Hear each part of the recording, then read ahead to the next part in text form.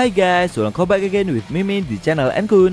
Fans pemburu iblis silahkan merapat, karena di video kali ini kita akan membahas lanjutan cerita Kimetsu no Yaiba setelah Tanjiro yang melihat ingatan dari leluhurnya, di mana Yorichi yang memeluk anak Sumiyoshi dan menangis dengan sangat, melepas pikiran yang selama ini membebaninya.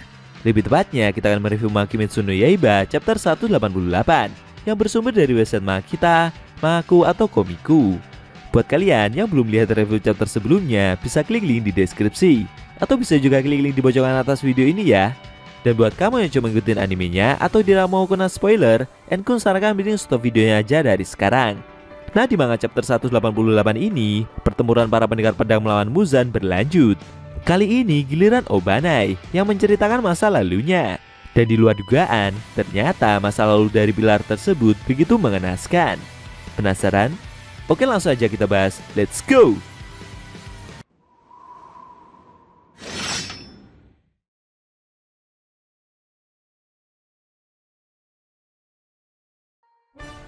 Pada awal scene, kita diperlihatkan Muzan yang kembali melancarkan serangannya menggunakan cambuk-cambuk tentakelnya tersebut. Semakin lama, serangan dari iblis itu semakin agresif.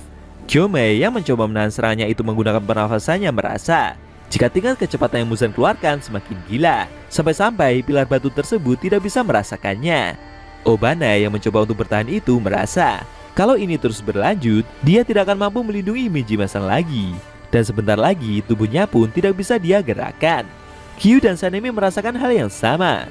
Sedangkan Mitsuri sudah tidak mampu bertahan, menerima beberapa tebasan dari Muzan. Sambil terus melancarkan tebasannya, pilar cinta itu mengeluh.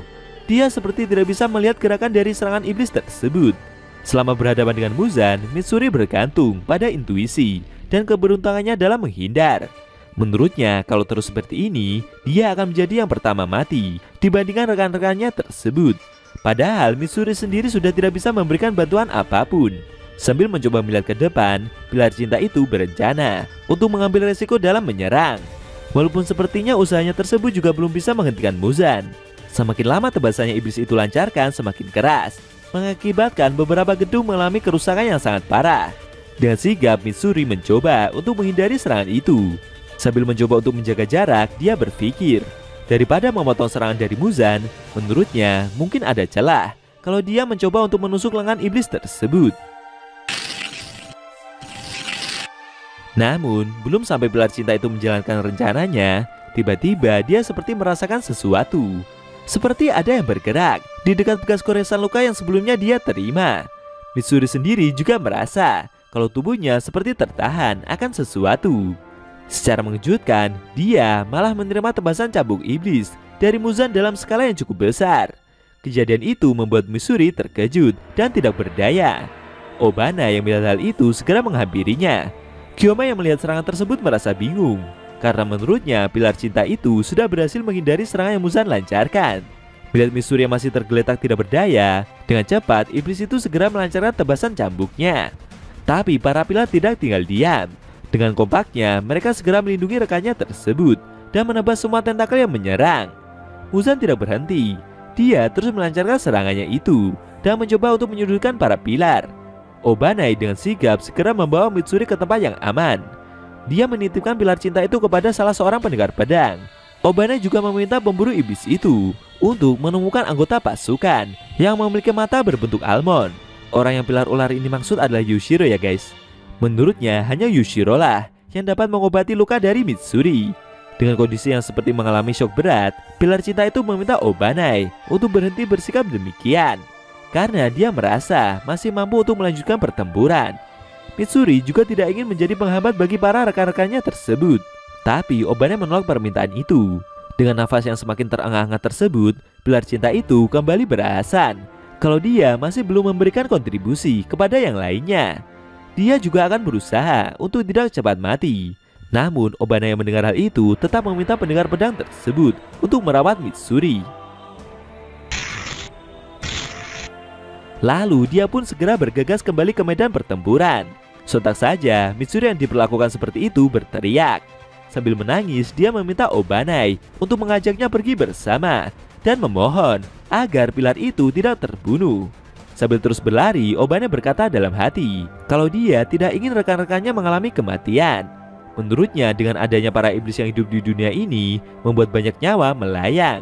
Obanai berharap jika nanti dia bisa bertemu dengan Mitsuri dalam satu pertemuan yang normal. Tapi sambil melepas perban penutup mulutnya, pilar ular itu merasa jika hal tersebut sepertinya mustahil dia lakukan, kecuali dia mati di medan pertempuran ini dan mendapatkan tubuh baru yang tidak memiliki darah kotor. Dengan tatapan sedih dan terus maju, Obanai berpendapat kalau dia seperti tidak punya hak untuk hidup bersama Mitsuri, karena pilar ular tersebut adalah orang yang memiliki garis keturunan korup dan membunuh demi keuntungannya sendiri. Dengan mencuri uang, keluarga Obanai tinggal di mansion. Mereka selalu berpesta dan hidup dalam kemewahan yang tidak penting. Mereka semua adalah orang yang serakah, serba mewah, dan klan yang paling buruk. Obanai sendiri merasa malu dengan keluarganya tersebut. Klannya adalah keluarga yang melahirkan banyak perempuan. Sudah lebih dari 370 tahun sejak anak laki-laki dilahirkan. Sejak Obanai lahir, mereka semua mengurungnya di sebuah sel. Ibu, kakak, dan bibinya berpura-pura baik kepada Obanai, dan setiap hari mereka membawakan banyak makanan. Melihat sikap seperti itu membuat Obanai merasa jijik sendiri. Selain itu, dia juga tidak nafsu untuk memakan makanan tersebut karena adanya ventilasi yang buruk, membuat bau lemak seperti mencekik di lehernya, sehingga dia pun merasa mual. Suatu malam saat Obanai tidur, dia seperti mendengar suara sesuatu yang mengerikan dari balik langit kamarnya. Saat itu Obanai merasa kalau seperti ada yang sedang menatapnya. Saat itu seluruh tubuhnya berkeringat dan Obanai tidak bisa tidur hingga suara tersebut bisa berhenti. Ketika umurnya beranjak 12 tahun, mereka membawanya keluar dari sel lalu mengantarkannya ke hadapan seseorang. Di suatu kamar yang indah, mencolok dan mewah, ada seekor iblis yang seolah-olah diabadikan seperti objek pemujaan. Dia adalah iblis wanita yang seluruh tubuh bagian bawahnya berbentuk seperti ular raksasa. Obanai yang melihat wujud dari iblis tersebut langsung sadar kalau suara mengerikan yang dia dengar beberapa tahun yang lalu itu berasal dari si iblis yang tujuannya untuk melihat kondisinya. Iblis itu berkomentar kalau tubuh dari Obanai begitu sangat kecil. Dia berencana untuk menunggu setidaknya sampai tubuh Obanai terlihat lebih besar. Sebenarnya keluarga Obanai telah hidup dari kekayaan yang dicuri dari orang-orang yang telah dibunuh oleh iblis itu. Iblis tersebut suka menyusui bayi yang baru lahir. Jadi sebagai balasannya, klannya menawarkan buah hati mereka kepada iblis tersebut dan dijadikan sebagai tumbal. Obanai sendiri adalah anak langka yang lahir dengan mata yang tidak biasa. Dia memiliki warna pupil yang berbeda. Iblis tersebut menyukainya, sehingga dia mengizinkan Obanai untuk hidup dan tumbuh hingga dewasa, agar nanti iblis tersebut bisa puas memakannya. Iblis itu ingin Obanai hidup sedikit lebih lama lagi, dan menyuruh klan tersebut untuk memotong mulutnya, agar terlihat mirip dengan si iblis. Darah dari luka yang Obanai keluarkan memenuhi cawan tersebut. Kemudian iblis itu meminumnya. Setelah upacara kejam itu selesai, Obanai dikembalikan ke dalam sel. Yang dia pikirkan selama di dalam penjara hanyalah bagaimana cara untuk kabur dan bisa bertahan hidup. Dengan jepit rambut yang dia curi, Obanai mulai menggores lantai selnya sedikit demi sedikit. Setiap harinya dia merasa takut kalau nanti mereka semua menemukan lubang yang dia buat tersebut. Dan satu-satunya makhluk yang Obanai percayai adalah seekor ular yang bernama Kabumaru. Kebetulan ular itu masuk ke dalam sel karena tersesat. Beberapa waktu kemudian, Obanai pun berhasil melarikan diri. Namun saat dalam perjalanan, iblis itu malah memergokinya dan hampir berhasil membunuh bocah tersebut. Di saat nyawanya berada di ujung tanduk, tiba-tiba seorang pilar api datang menyelamatkannya dan berhasil membunuh iblis ular tersebut. Pilar api itu membawa Obanai ke tempat sepupunya yang selamat dari serangan si iblis. Tapi Obanai malah ditolak. Sambil emosi berat, sepupunya tersebut menyalahkannya.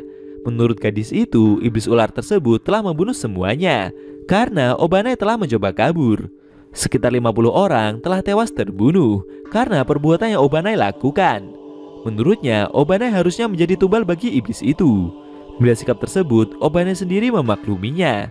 Namun mendengar kata-kata itu membuat hatinya terasa sakit. Dia sebenarnya telah mempertimbangkan dengan apa yang mungkin terjadi pada kerabatnya jika Obanai memilih kabur. Tapi menurutnya alasannya kabur itu karena ingin bertahan hidup. Bagi Obanai sebagai anggota dari keluarga yang hina, dia pun juga hina. Dosanya sangat besar dan Obanai merasa tidak layak untuk hidup dengan normal. Tanpa ada keraguan, dia melampiaskan amarahnya tersebut kepada para iblis dalam sebuah dendam yang mendalam. Obanai merasa ketika dia bertarung mempertaruhkan nyawa untuk orang lain, seakan membuat dirinya bisa berubah menjadi lebih baik. Namun di sisi lain, dari orang-orang yang menatapnya dengan begitu hina, tangan-tangan yang membusuk itu seperti terus mencengkram dan menahan Obanai begitu kuat. Dia ingin mati ketika bertarung melawan Muzan, dan Obanai juga berharap kalau dengan itu semua akan membersihkan darah kotor yang ada di tubuhnya. Lalu saat dia terlahir kembali sebagai manusia di dunia yang damai tanpa iblis, Obanai ingin menyatakan perasaannya kepada Mitsuri. Ternyata pilar ular itu punya perasaan kepada rekannya ya guys. Apakah harapan Obanai akan dapat terwujud? Lalu strategi apa yang dia lakukan agar dapat mengalahkan Muzan? Sayangnya scene cerita Monkey Kimetsu no Yaiba chapter 188 telah berakhir.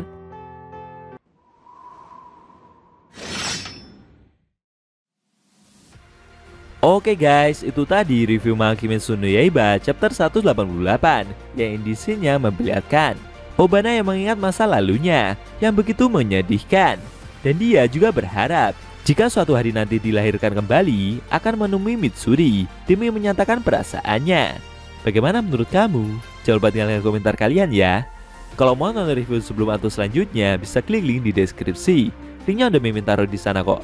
Buat kalian yang pengen nonton review Monkey Kimetsu no Yaiba secara maraton, linknya ada di deskripsi juga ya guys. Oke? Tekan like kalau suka sama video ini dan dislike kalau nggak suka. Jika ada kata-kata dari Enku yang kurang pas, Enku mohon maaf dan sampai bertemu di video review Monkey Kimetsu no Yaiba selanjutnya.